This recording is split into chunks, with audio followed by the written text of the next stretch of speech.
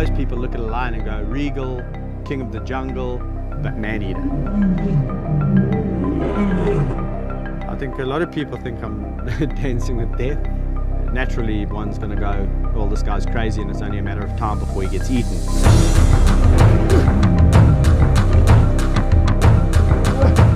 The instinct for an animal to kill, or a lion specifically, is always there. And when they get into that mode of kill, one bite and you're dead.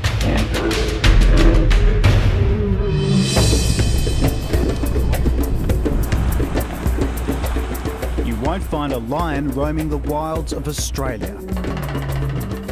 And you'll never find anyone like this man. In truth, there's no other animal that will humble you quicker than a lion. If the late Steve Irwin had a kindred spirit, it would be Kevin Richardson. He shuns the company of people.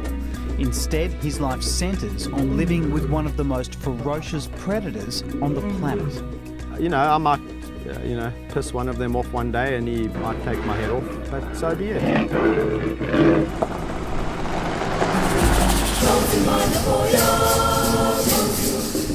To understand Kevin's obsession, I've travelled thousands of kilometres to southern Africa.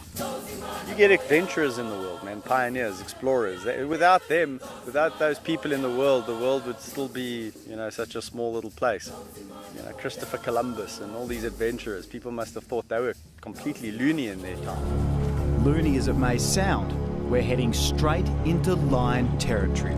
You get some of the prides are really grumpy and will eat you pretty quickly, but it's only a matter of time before one of them comes and investigates you, and the rest could be history. You don't get nervous? No. No, but I think if I was getting nervous, then, after this period of time, I think I should be sitting myself down and saying, well, what are you actually doing here? Kevin is preparing to walk freely among a pride of lions, with no cage and no protection. You always got to observe who looks like they're grumpy, who looks like they're affable, before you just go in there guns blazing.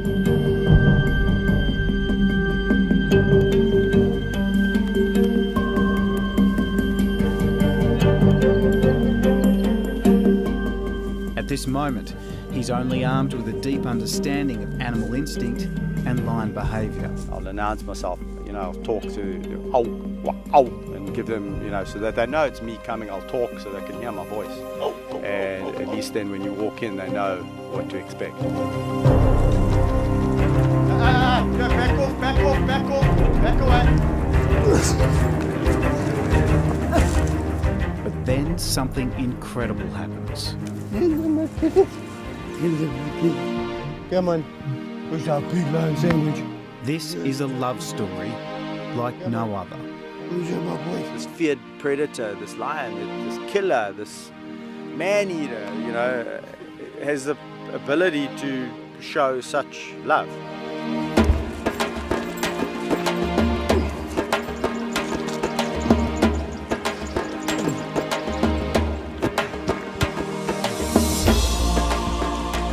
Far from being mindless man-eaters, Kevin believes the lions have a gentle side that few know about. Oh, so you come to say hello now, eh? What amazes me is they jump on me gently. They don't unsheath their claws, and when they bite me, it's gentle. But don't be fooled. These big cats are far from tame.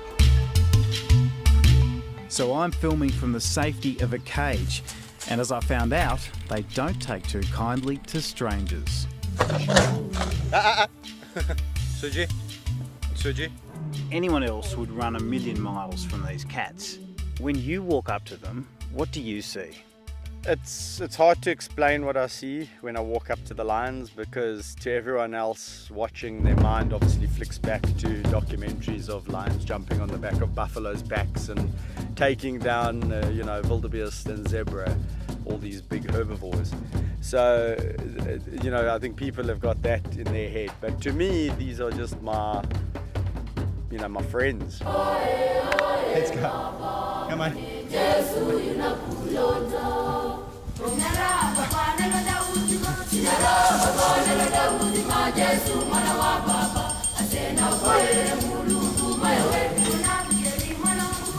somebody would scratch my chin. Yeah, rub my back, scratch my chin. Again, this is a consequence of, or a result of, 12 and a half years of constant bonding and brotherhood. Kevin's first contact with lions was while volunteering at a South African wildlife park. There he met two cubs that captured his heart, and he won theirs. Hey, no, that greedy guts. I've met these two lions, I fell in love with them. There was almost like this bond, became almost a brother, an honorary brother. I began to realize that, you can't just look at all predators out there and say, well, that's how a lion behaves. They're characters, and that's what I wanted to get to know. I didn't wake up one morning thinking I was going to go and save the big cats of Africa. It was more of a progression. Today he owns an 1,800-acre game reserve where 4 lion families run wild. Before I knew it, there was 9, then it was 15, then it was 25. Now I'm sitting with 39. But across Africa, their numbers are plunging. Hunted by poachers, poisoned by farmers, their habitat being destroyed. They don't get relocated, they just get shot. Well, lion numbers have dropped by a staggering amount from around about, who knows, but it's around about 300,000 about 15, 20 years ago, down to about 20, 23,000 to this day, which is horrific, which means if it continues to decline on that, at that rate in another 10 to 15 years, goodbye to lions. That's why Kevin is prepared to put his life on the line to raise awareness of their desperate plight. If they didn't know you, do you think they might eat you? The lions, for sure. What do you think they see you as? No, these lions definitely see me as more than just a human acting, or being an honorary pride member. But then on another occasion, you sit there and you realize that they do see you as something different, but they've just accepted you into their clique. So if anyone else had to come here and try and do this, it's, they're not really part of this group.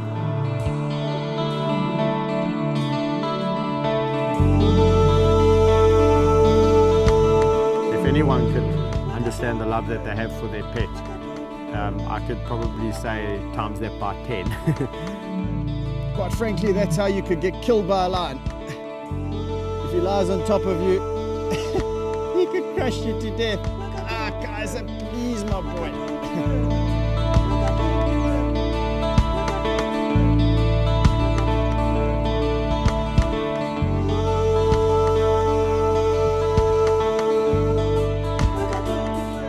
I'll swim with the lions in the river, walk with them in the open areas amongst the game.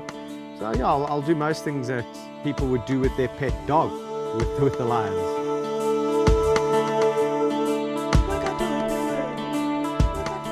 That even includes afternoon naps. He says, shush now, sleep.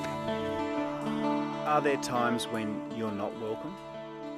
Well, there's times when you feel less welcome into a pride of lions, and there's times when you walk in there and you just feel like you rule the roost, and that everyone's just full of love and wanting a piece of you. But their violent instinct is just under the surface the whole time.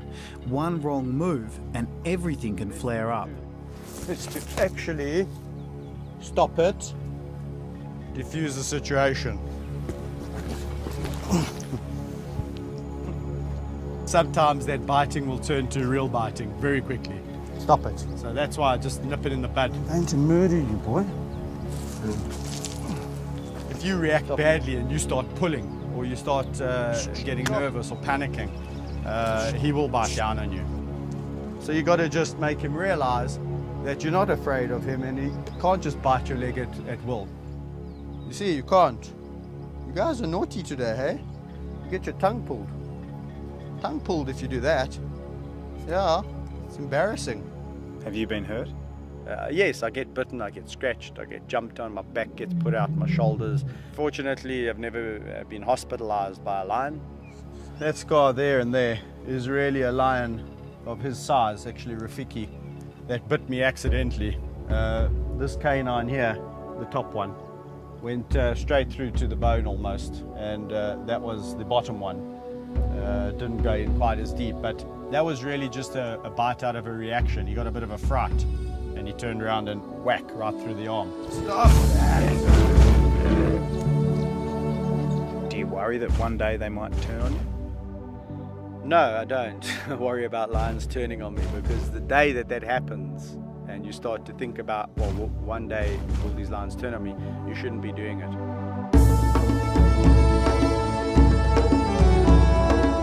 Don't have any regrets. I live a no regrets policy in my life. So I'll probably do it all the same again if I was brought back down to earth again, given a second chance. I like living life, not just existing life. So, you know, for me, I'm truly living when I'm with the lions.